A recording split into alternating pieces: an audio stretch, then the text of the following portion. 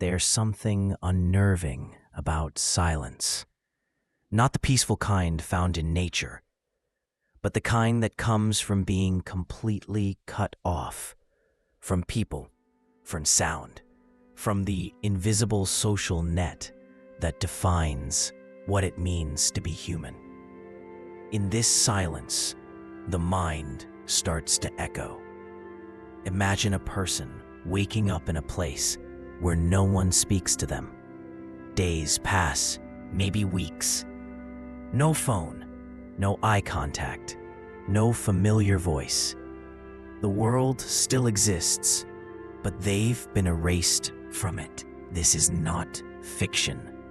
It's a psychological reality, and it's more common and more dangerous than it appears. Psychiatrist Terry Coopers once said, "What we see in solitary confinement is a progressive breakdown of mental functioning." But what if isolation wasn't just something that happened in prisons? What if it was happening everywhere, behind apartment doors, in quiet bedrooms, or inside distracted minds scrolling endlessly on screens? Social isolation isn't always visible, but it always leaves a mark. The human brain evolved over thousands of years in groups, tribes, families, doesn't do well in a vacuum. Neurologically, prolonged isolation is like denying the brain oxygen. MRI scans of individuals subjected to long-term social isolation have shown reduced activity in areas associated with empathy, decision-making, and even language processing. In a study published in Nature Neuroscience 2019, researchers found that loneliness triggers the same brain regions as physical pain. It's not a metaphor.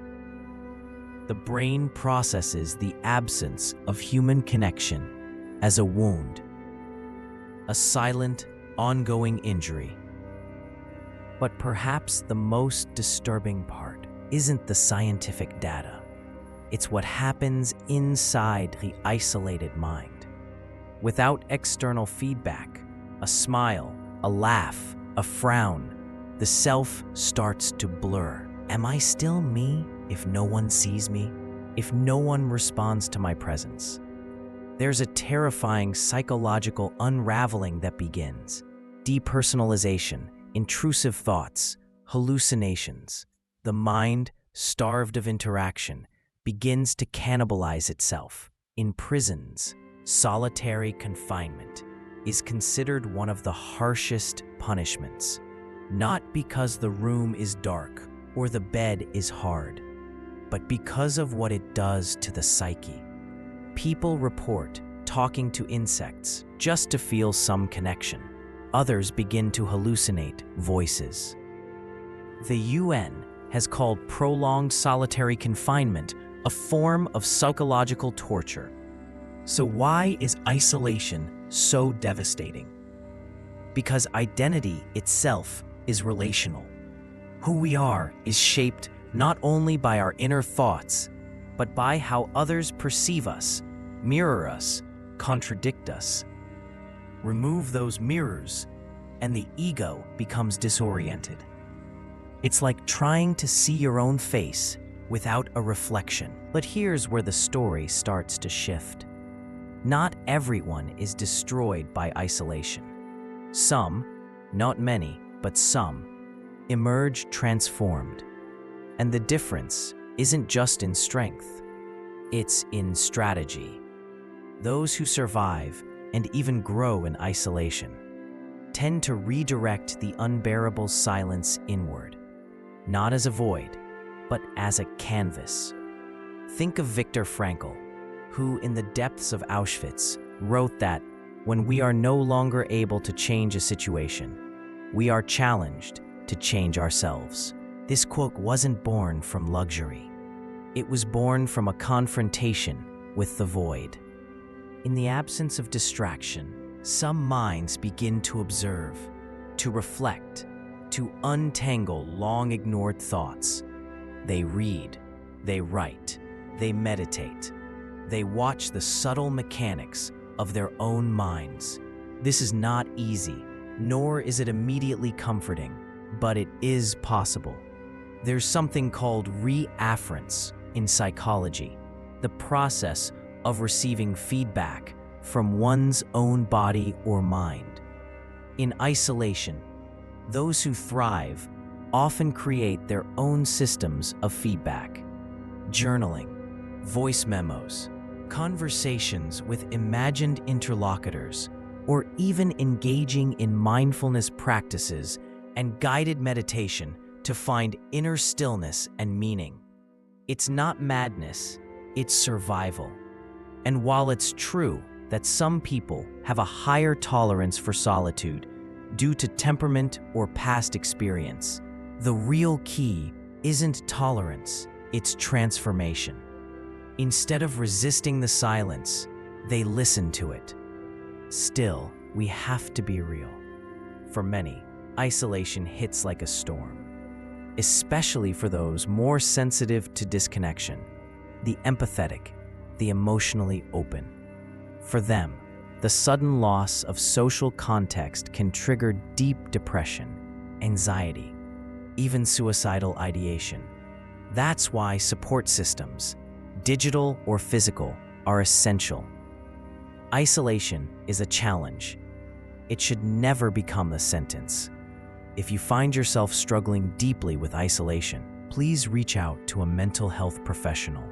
Your well-being is paramount.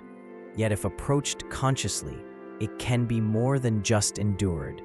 It can be used. Isolation, paradoxically, can become a return, not to others, but to the self.